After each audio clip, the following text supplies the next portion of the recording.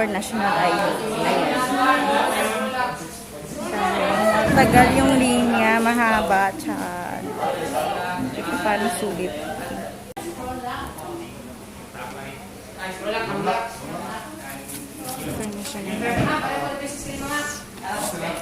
Finally.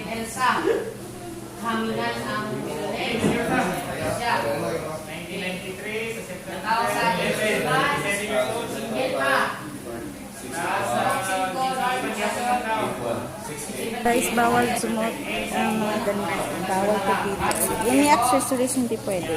Pag napipicture na kayo, okay? Remind ko lang. So, it's better tanggalin muna natin for a while for picture.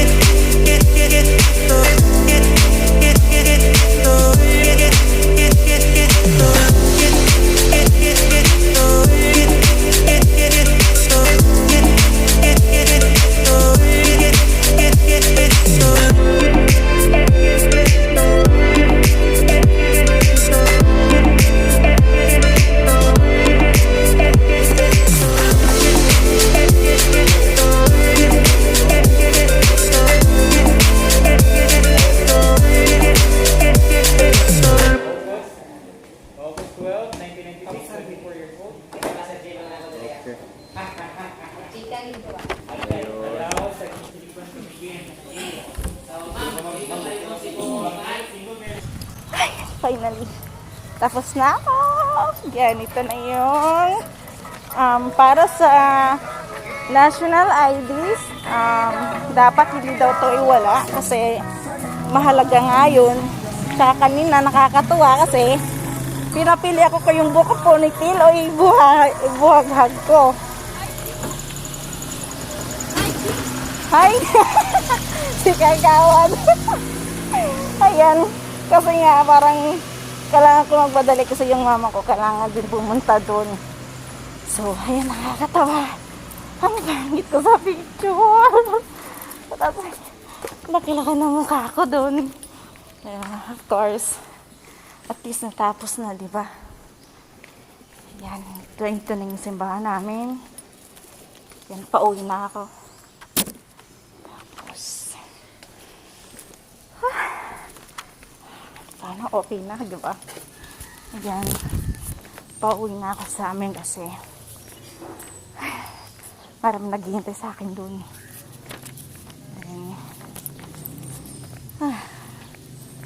Nakakapagod talaga yung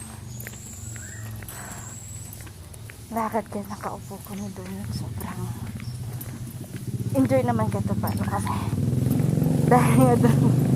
dahil nga doon sa isang kasama namin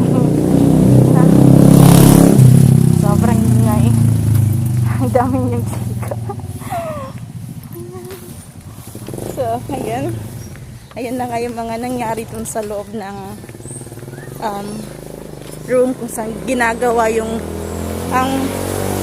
yung paggagawa ng national ID. Madali lang siya. Kaso yung sa picture taking, hindi talaga ako kumbinsido ko. Nakakainis. Nagmukha akong tae doon.